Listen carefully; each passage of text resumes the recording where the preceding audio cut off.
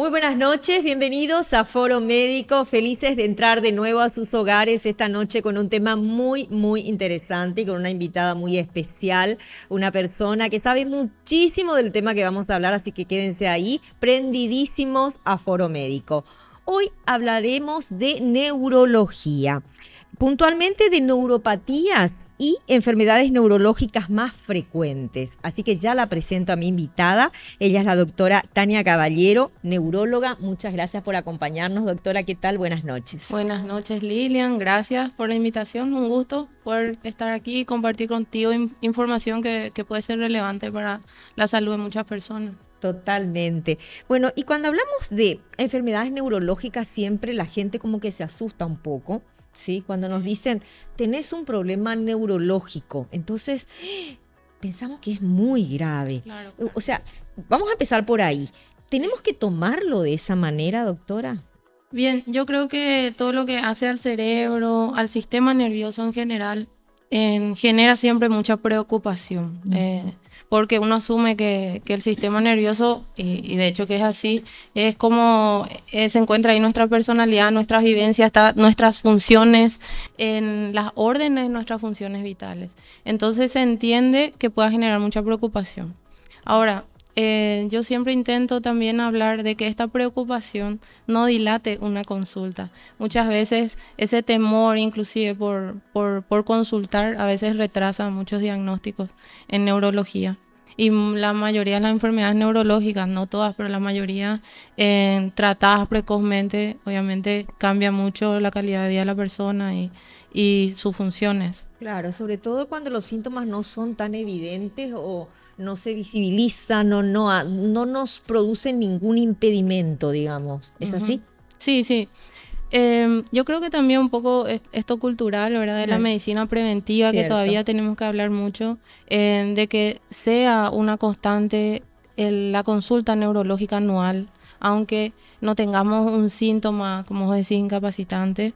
Y obviamente en ningún sistema, ningún órgano del cuerpo es bueno que esperemos que esta molestia nos incapacite nuestro día a día, nuestro trabajo, incapacite nuestro relacionamiento, incapacite la posibilidad de hacer deporte, etc. Entonces, siempre digo, si hay un síntoma que no es normal, que no es habitual para esa persona, que busque en una consulta médica la información adecuada y que seguro se van a prevenir muchas enfermedades, entre ellas, por supuesto, las neurológicas también. Y pasa también muchas veces que hay como una confusión en el diagnóstico. Mucha gente va al médico por un motivo determinado, porque tiene un problema de motricidad o porque tiene un dolor hasta lumbar muchas veces y deriva en algún problema neurológico. ¿Sucede? Sucede. Y bueno, eso está relacionado un poco a uno de los temas principales que tenemos que abordar el día de hoy, que son las neuropatías. Exacto. ¿Sí? Las neuropatías clásicamente pueden manifestarse por síntomas que hacen a la movilidad y a las sensaciones. Entonces, en ese sentido, es importante que las personas conozcan acerca de este grupo de enfermedades, ¿sí? Las neuropatías en general, cuando hablamos del término neuropático, habla de enfermedades de los nervios periféricos. ¿Dónde están los nervios periféricos? Eso es importante porque cuando hablamos de neuropatía, entonces decimos enfermedad de los nervios y la persona relaciona directamente a la parte emocional. Totalmente. ¿Sí? Pero ¿por qué? Por la terminología un poco del español. Entonces sí, estoy nerviosa, ¿verdad? O nervioso. Pero cuando hablamos del nervio periférico, nos referimos a esa estructura que tiene nuestro cuerpo, que conecta nuestro cerebro y la orden que da el cerebro a nuestras extremidades o a los músculos en general, ¿sí? Entonces, siempre me gusta hablar de los nervios como los cables, ¿sí? Que los cables tienen su estructura interna que transmite la electricidad y por fuera tiene una cubierta. Exactamente así son los nervios de nuestro cuerpo. Entonces, están conectados a nuestro sistema nervioso central. ¿Sí? Porque tenemos un sistema nervioso central que es el cerebro y la médula, y el sistema periférico que hace al nervio periférico y a los músculos, ¿sí? Entonces, si hablamos de neuropatías, estamos hablando de enfermedades que afectan a nuestros nervios periféricos. Y los nervios periféricos, que son estos cables que transmiten información, pueden transmitir dos tipos de información. Una que es la información motora que llamamos, es decir, cuando mi cerebro da la orden a una parte de mi cuerpo para que yo me mueva o haga alguna actividad. Ese es el nervio motor que está pasando esa información a mi músculo para que haga una flexión, etcétera, cualquier movimiento. Y luego está el nervio periférico que lleva la información a nuestro cerebro de la sensibilidad, es decir, lo que estamos sintiendo. Puede ser una sensibilidad no dolorosa, puede ser una sensibilidad dolorosa, por ejemplo, cuando nos quemamos y sacamos rápidamente. Esa es una información que llevó el nervio, en ese caso es un reflejo, pero el nervio es el que avisa, ¿sí? La señal que está percibiendo.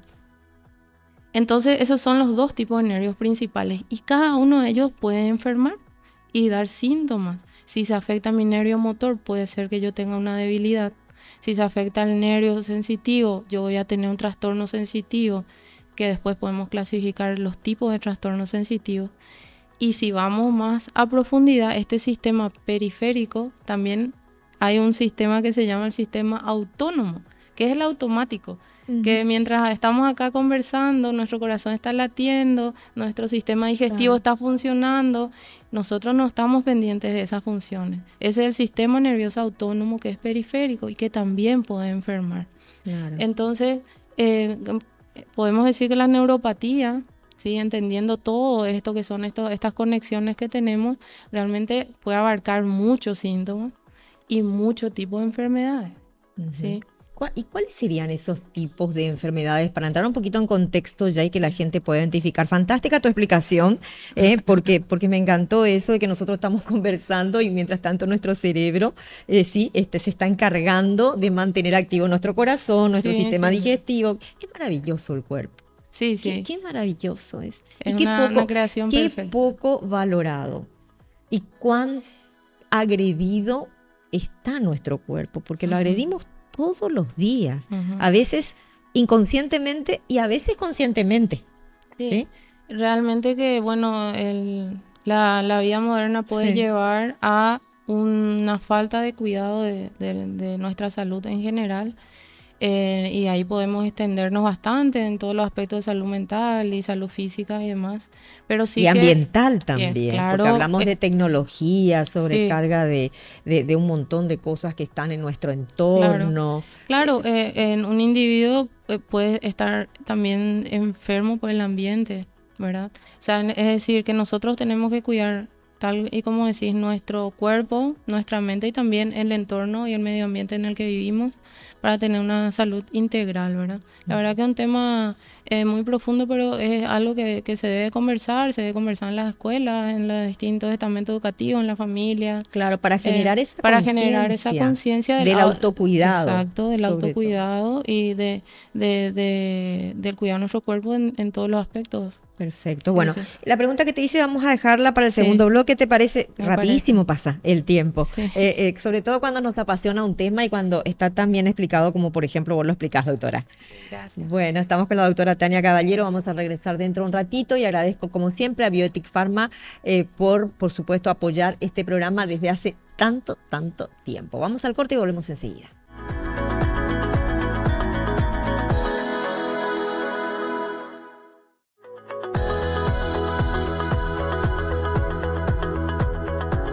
Regresamos con el segundo bloque de Foro Médico. Hoy nos acompaña la doctora Tania Caballero, neuróloga. Estamos hablando de neuropatías y enfermedades neurológicas más frecuentes que también vamos a estar abordando. Los famosos dolores de cabeza, ¿sí? Y un montón de cosas, las jaquecas, las migrañas, que la gente siempre está preguntando. Sí. Bueno, queda una preguntita en el segmento anterior, que guardaba relación justamente para contextualizar un poquito todas las enfermedades, si podríamos ya ponerle nombre y apellido, por ejemplo, para que la gente lo sepa y sepa de qué tipo de enfermedad estamos hablando. Claro.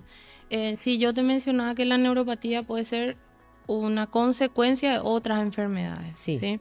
Y si podemos citar incluso en orden de frecuencia acá en nuestro país, primero tenemos que mencionar las enfermedades metabólicas.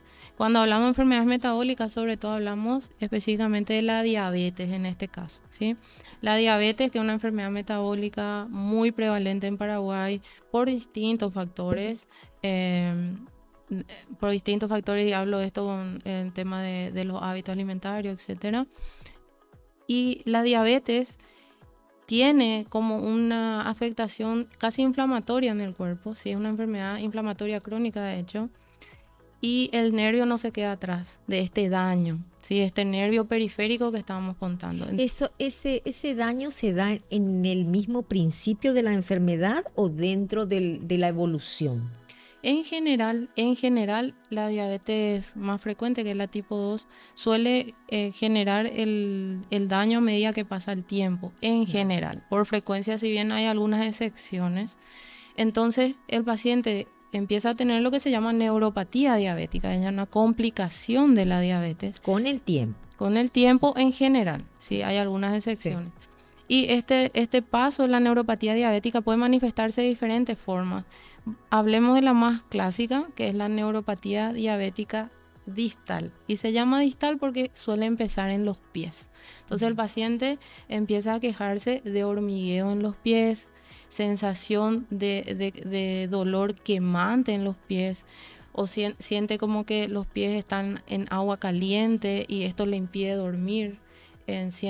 Perdón, doctora, sí. ¿En qué estadio de la enfermedad es eso? En general, guarda relación con diabetes que ya tiene años de evolución en general, pero también digo esto en general y no me cierro tanto en cuanto a los años, porque también hay pacientes que tienen muy mal control metabólico de su enfermedad y eso por supuesto acelera mucho el daño.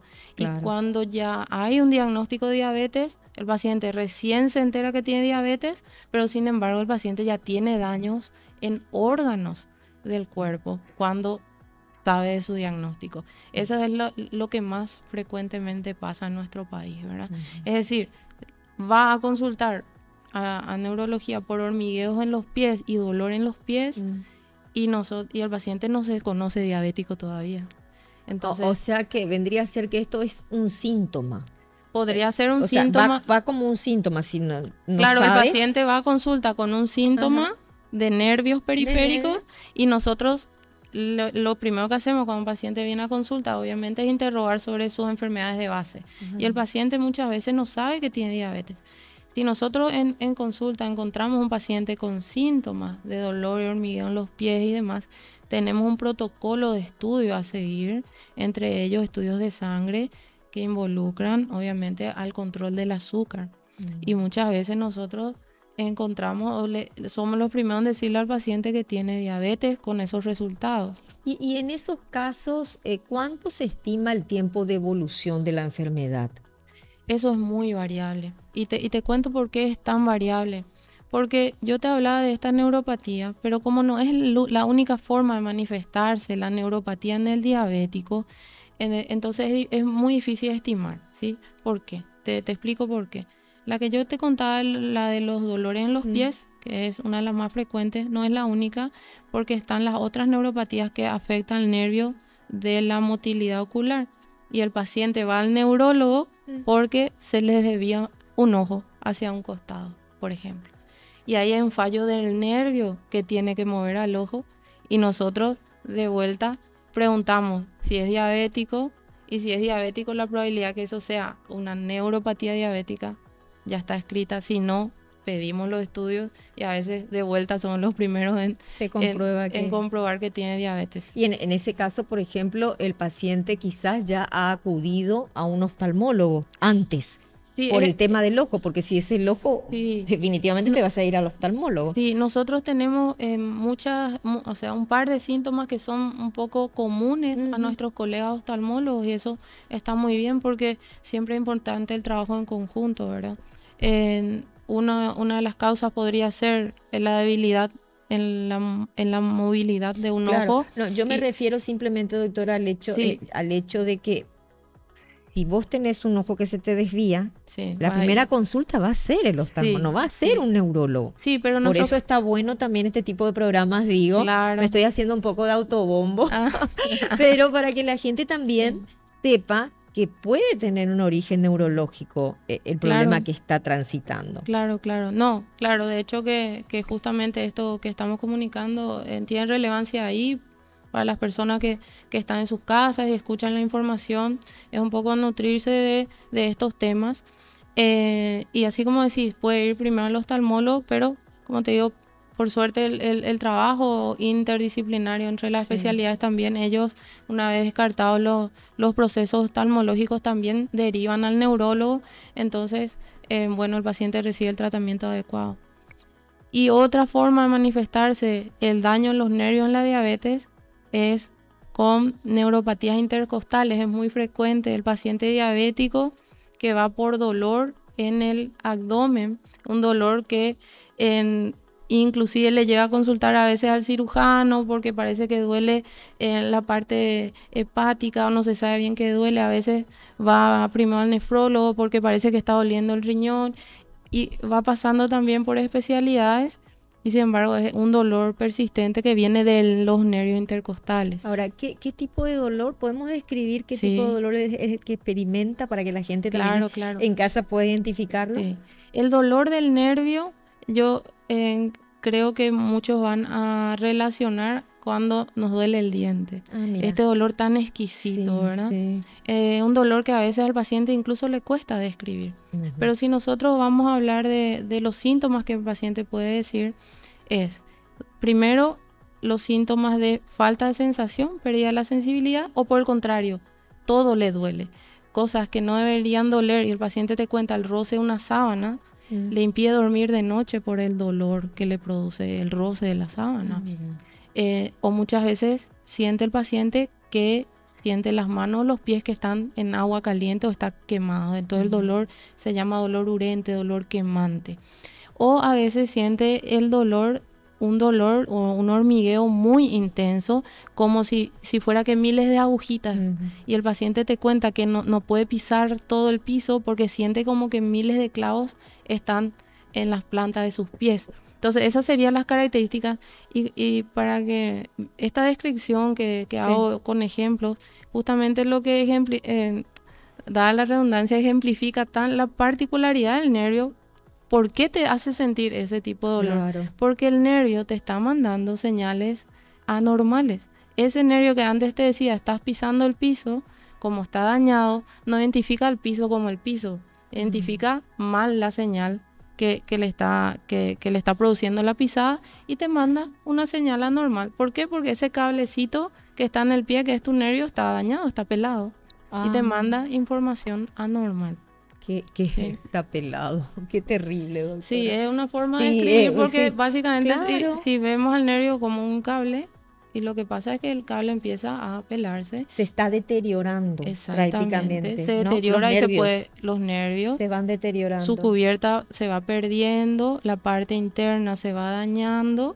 Sí, y si pensás esto directamente con un cable, sabemos que cuando cortamos un cable, ¿qué pasa? Ahí como chispeo. Como chispea, y obviamente, y esa es la sensación también de calor que le da por hormigueo y que no puede pisar. Claro. Fantástico. Fantástica la explicación, no fantástica la enfermedad, sino la explicación y que muy clara por sobre todas las cosas. ¿Me permitís, doctora? Vamos a otro corte. Claro. Sí, el segundo de la noche. Vamos brevemente a una pausa comercial y enseguida retornamos. Estamos con la doctora Tania Caballero hablando de neuropatías y enfermedades neurológicas más frecuentes. Ya regresamos.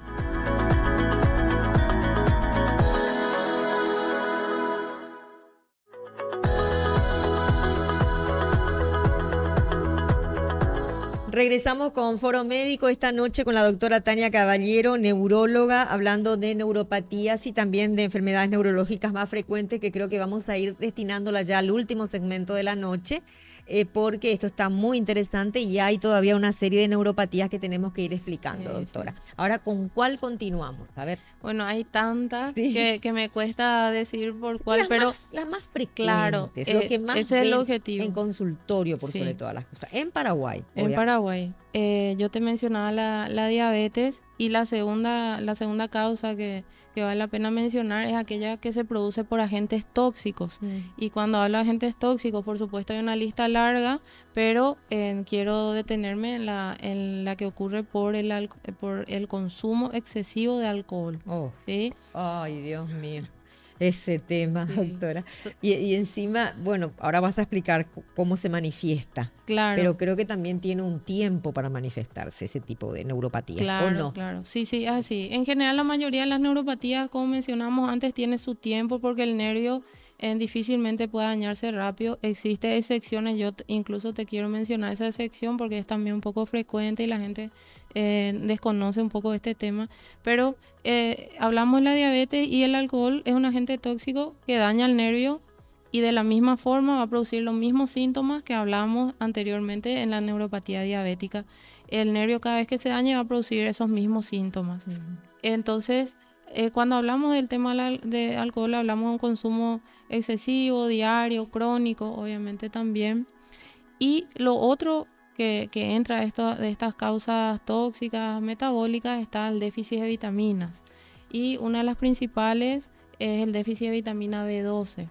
Entonces, en los déficits de vitamina, también si es que no se suplementa adecuadamente con la alimentación y demás, pueden producir daño en los nervios porque los nervios necesitan para fabricar sus paredes, digamos, cierto tipo de insumos. Entre ellos están los nutrientes de las vitaminas B12. Y luego también vale la pena mencionar, y por qué vale la pena mencionar aquellas neuropatías que son inflamatorias o secundarias y que ocurren en el contexto de enfermedades inmunológicas.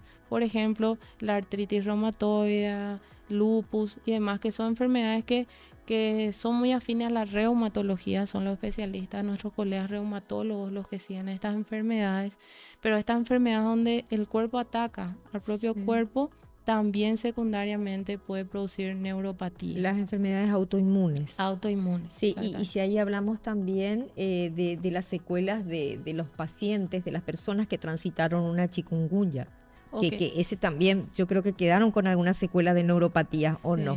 Es súper interesante porque acá en Paraguay, justo en nuestro grupo de trabajo neuromuscular, tenemos un registro de lo que causó la chikungunya específicamente en la enfermedad de nervio y músculo. Y lo que más vimos son las neuropatías por atrapamiento. ¿Qué significa una neuropatía por atrapamiento? Es una neuropatía que tengo porque mi nervio se atrapó dentro de una estructura propia. Y la más frecuente es la del túnel del carpo. ¿Sí? El síndrome del túnel del carpo es una neuropatía por atrapamiento de mi nervio en esta estructura que se llama túnel del carpo, que tenemos todos, que si yo tengo una inflamación por otro motivo, y vos ejemplificabas con la chikungunya, este compartimiento como que queda pequeño para ese nervio. Entonces mi nervio se comprime, empieza a darme hormigueos en las manos, nocturnos inicialmente y luego ya persistentes. Y esto si pasa el tiempo, obviamente también hay debilidad posteriormente. Esa es la neuropatía que más vimos con la chikungunya. Y la otra que más vimos después son las neuropatías inflamatorias, es decir, donde la misma enfermedad secundariamente hacía que nuestros nervios se inflamen. Y vos me comentabas y decías hace rato, todas estas enfermedades necesitan tiempo para presentarse. Claro. Y yo te decía, la mayoría sí, exceptuando algunas. Claro. Y me refería a este tipo donde el paciente rápidamente quedaba con debilidad en las piernas, en los brazos y por inflamación. Y esa inflamación ocurría rapidísimo en el curso de semanas. Y eso tiene un término médico que se llama síndrome de Guillain-Barré.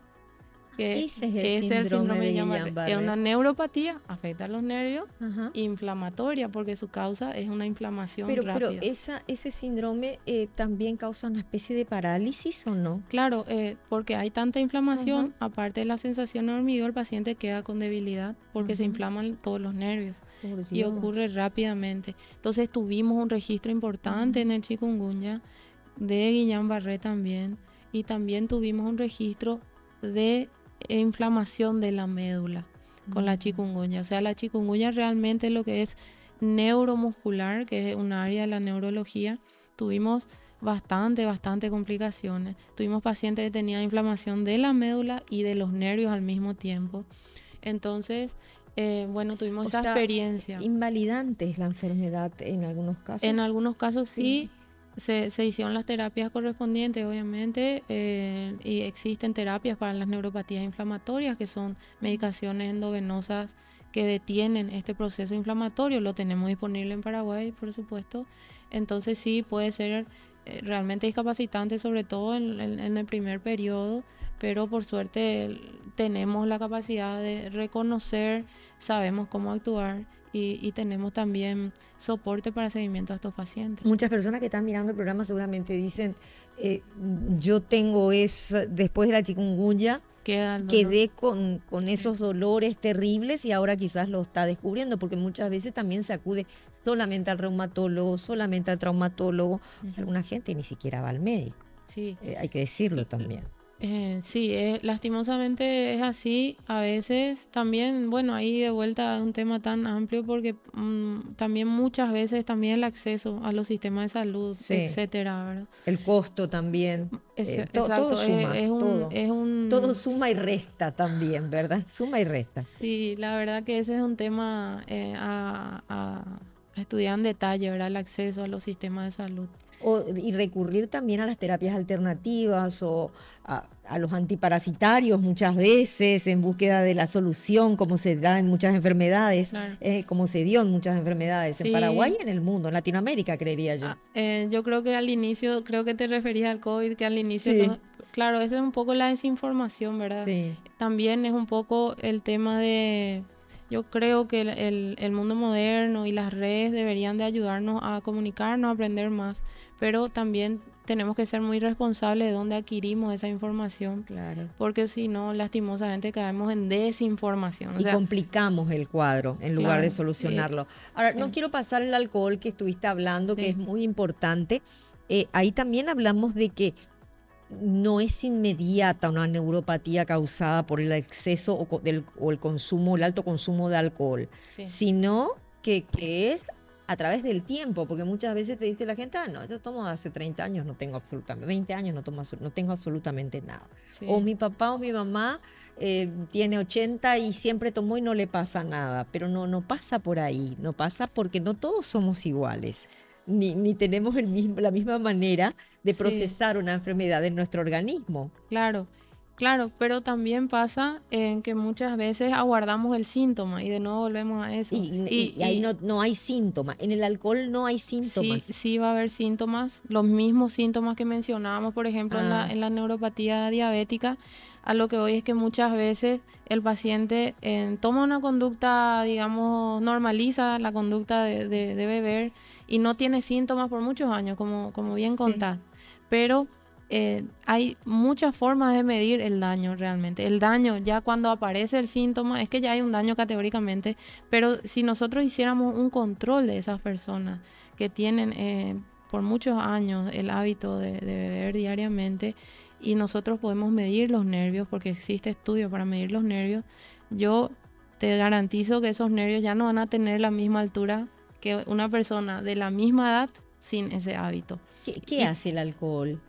Genera un daño estructural también en el nervio. Va deteriorando el nervio también. Mismo. Igualito que lo que explicaste en un principio. Sí, exactamente. La mayoría produce el daño por la misma forma de dañando la estructura nerviosa. ¿Por qué te pregunto tanto del alcohol? Porque para mí es una preocupación el alcohol en nuestro país. Yo lo veo como una epidemia, no sé, no hay persona que no tome.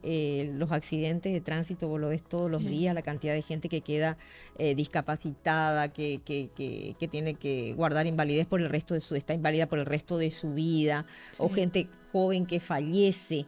Entonces, y gente que no bebe y que lamentablemente se ve, como el caso de este hombre que atropelló a toda una familia en la ruta Luque-Samber, que enluta a miles de familias a causa del alto consumo de alcohol. Entonces, yo creo que es como que naturalizamos mucho en Paraguay el beber. Sí. Tomó un poquito nomás. Y chocó y estaba tomado.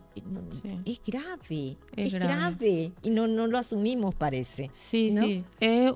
Yo creo que está, como te digo, naturalizado en la cultura, pero sigue siendo un hábito tóxico. Tóxico, ¿verdad? Y dañino para el cuerpo mismo. Así mismo. Y yo te decía, midamos el nervio de esta persona y no va a estar igual a la otra que no bebe. Exacto. Pero también te digo lo mismo del cerebro. Le hacemos un estudio de cuánta masa gris, cuánto cerebro en volumen tiene una persona que consume alcohol diariamente y ese cerebro no va a tener el mismo tamaño que un cerebro más saludable, etcétera. O sea, realmente se sabe, está bastante estudiado el daño que produce en el cuerpo y también recientemente salió un estudio que incluso habla de que no necesariamente se puede ubicar el daño en cuanto a medidas, es decir, cuánto debo de consumir para tener un daño.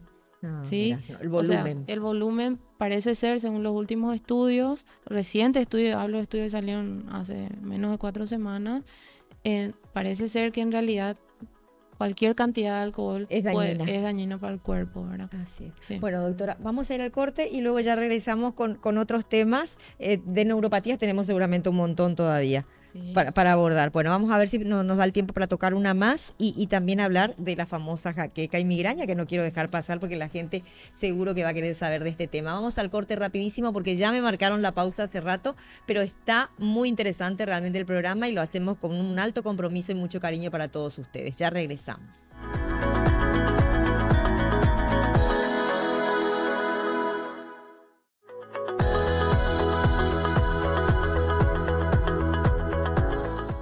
Y ya estamos iniciando el último bloque de Foro Médico. Muy rápido pasa la noche hablando de enfermedades y neuropatías, digo bien, y enfermedades neurológicas más frecuentes. Nos acompaña la doctora Tania Caballero, neuróloga. Y bueno, nos podríamos pasar una hora más hablando de neuropatías, sí. Pero bueno, en honor al tiempo también y aprovechando que estás acá, realmente nosotros muy felices porque te tomaste el tiempo de venir. Gracias. Es muy importante para nosotros la presencia de cada especialista en el programa cada noche para que la gente pueda nutrirse realmente de información útil y válida, porque así como dijiste vos, en las redes sociales muchas veces nos informamos, pero no correctamente porque cada uno da su comunicación desde su propio interés y muchas veces es para recomendarte una pastilla, un suplemento o algo que no tiene nada que ver con el problema que vos estás pasando. Así que es muy importante que los profesionales de Paraguay se hagan el tiempo y estén en el programa.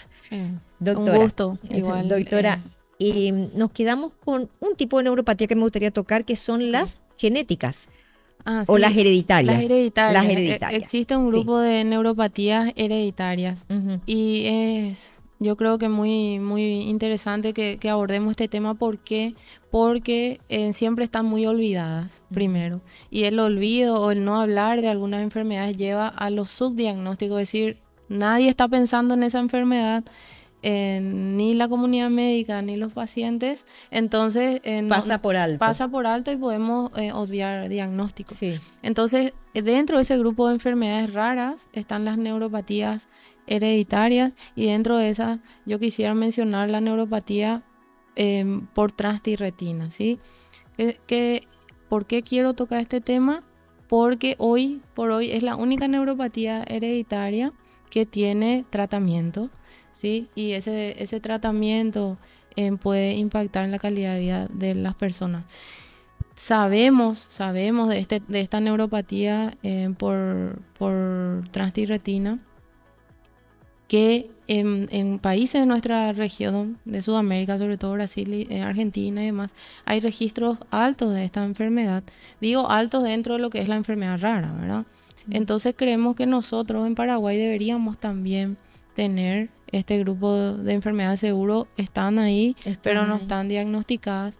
Claro. Y solamente mencionar algunos de los síntomas más frecuentes de estas enfermedades que ocurre porque por un defecto genético con el que ya nace la persona, una proteína que es la transtirretina, que no todos tenemos, que cumple funciones de transporte normalmente, ese defecto genético hace que se doble mal o se pliegue mal, decimos en medicina, es decir, que se doble mal esta proteína en nuestro cuerpo y entonces cambia su peso y se deposita y empieza a depositarse.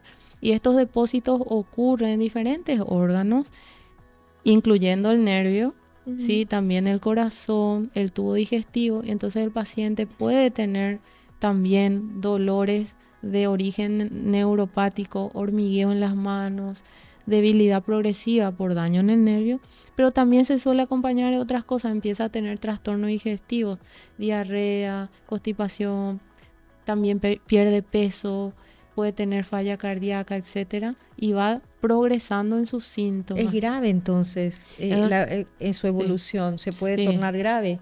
Es una enfermedad que indefectiblemente lleva lastimosamente a la muerte si es que no se interviene.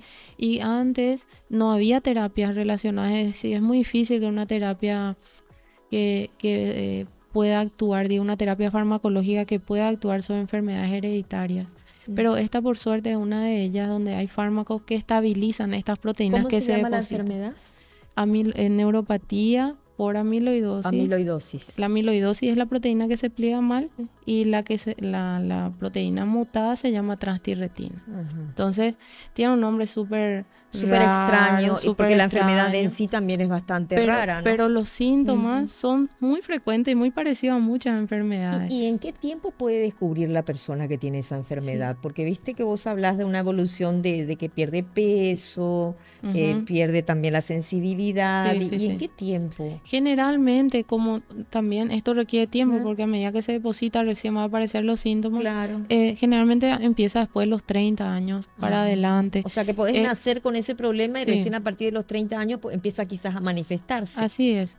Y el tipo de herencia se denomina dominante, es decir que es muy probable que en la familia haya familiares o pacientes que ya tengan los mismos síntomas y que hayan naturalizado los síntomas. Es decir, debería haber antecedentes familiares en general también en este grupo de... ¿Salta de generación en generación o es secuencial? Generalmente va, como es autonómica, va presentando padres y los hermanos, etcétera, ¿verdad? Pero bueno, es un 50%, 50 y 50 cuando es dominante, pero también lo que quiero resaltar es que debería haber antecedentes familiares, síntomas como lo que estábamos comentando, y es importante acudir a consulta para que podamos ver esto, porque hoy en día en Paraguay ya tenemos paneles genéticos para poder diagnosticar o buscar o hacer lo que llamamos screening, como una búsqueda de esta enfermedad en nuestra población. Entonces pueden acudir a los hospitales, a los más cercanos, y después pueden buscar mayor información sobre este punto en la Sociedad Paraguaya de Neurología, donde tenemos un grupo de trabajo de enfermedades neuromusculares que estamos también abocados en esta búsqueda. ¿Hay tratamiento? Bueno, a nivel país, el fármaco todavía no está disponible en Paraguay, pero sí que en la región, y existen, digamos, algunos recursos que tal vez podrían ayudar a la adquisición del fármaco si es que se encuentra algún caso que requiera este tratamiento. Así que nosotros de la comunidad médica estamos llamados a pensar en la enfermedad, diagnosticar y después seguramente buscar el canal correspondiente para que el paciente pueda adquirir el tratamiento. Perfecto. Bueno, hablemos, doctora, ahora de las enfermedades neurológicas más frecuentes. Ahí ya entramos en los dolores de cabeza, jaqueca, migraña. ¿Diferencia entre cada una de ellas y cuán peligrosas podrían ser para la salud? ¿O qué podrían estar indicando cada una de ellas? Claro. Bien, es importante primero clasificar a los dolores de cabeza. Nosotros en medicina al dolor de cabeza le decimos cefalea. Sí, es un término, digamos, médico para el dolor de cabeza. Y los dolores de cabeza pueden ser primarios o secundarios. Voy a mencionar primero secundario. Secundario es secundario a cualquier otra causa. Puede ser un tumor, puede ser una malformación arteriovenosa y que eso esté generando el dolor de cabeza. O el primario, que es lo más frecuente, y ahí entran lo que mencionaba, entra la migraña, que le solemos decir jaqueca, pero en realidad es migraña cuando nos referimos a eso. Es la migraña, que es un dolor muy especial de cabeza. Es sinónimo. ¿En migraña es sinónimo de jaqueca? Podemos decir que cuando el paciente va y dice tengo jaqueca, casi siempre está refiriendo a un cuadro de migraña. Es un dolor, ya te dice que este dolor es un dolor que me está discapacitando, ¿verdad? Un dolor diferente, muy particular. Y dentro de esto primario que te mencionaba la migraña están las tensionales, las cefaleas por tensión. La migraña de por sí es un dolor de cabeza especial, y digo especial porque es como un dolor que se produce por una neuroinflamación cerebral. Por eso no es un dolor de cabeza común. es un dolor que puede llegar a incapacitar a la Sí, persona cuando ocurre sí. su ataque de Hay migraña. gente que no puede ni levantarse de la cama Claro. con una migraña. Sí, el paciente acude en general por un dolor de cabeza que afecta la mitad del cráneo, ¿sí? Y muchas veces esto se acompaña de náuseas, vómitos, y el paciente tiene la necesidad de acostarse, indefectiblemente no puede continuar con su actividad porque, como te decía, un proceso neuroinflamatorio, tiene una aversión a la luz, tiene que apagar las luces, no puede escuchar sonidos. Y muchos pacientes, lastimosamente, tienen estas crisis de forma muy frecuente. Imagínate estar en tu trabajo, en tu horario laboral, o tenés una actividad familiar, viene la crisis y incapacita. ¿Y por qué se producen, doctora? Bueno, en la fisiopatología, es decir, la forma que se produce la enfermedad es por una neuroinflamación, se llama. Es decir, la persona tiene una predisposición que generalmente es genética a tener más sensibilidad de unos núcleos que tenemos en el cerebro relacionados al dolor. Y esto podemos decir que son como interruptores. Son interruptores que están ahí bien puestos y que se pueden encender por cualquier motivo. Ejemplo, durmió mal,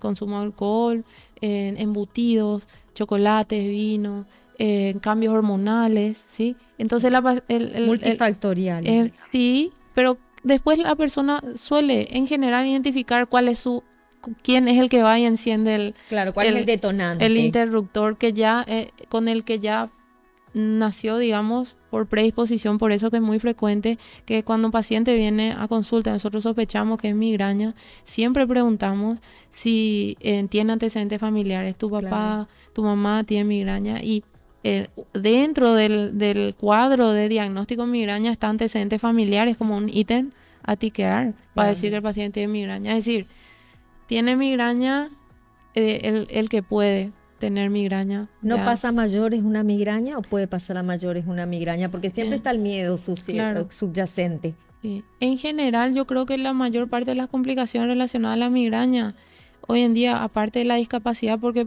la discapacidad o no poder hacer tus cosas, obviamente, y también la automedicación. Esta automedicación puede llevar a otro tipo de dolores de cabeza, que son los dolores de cabeza por abuso de analgésicos, o puede hacer que se consuma analgésicos que ya no son adecuados para la edad de esa persona, ¿sí?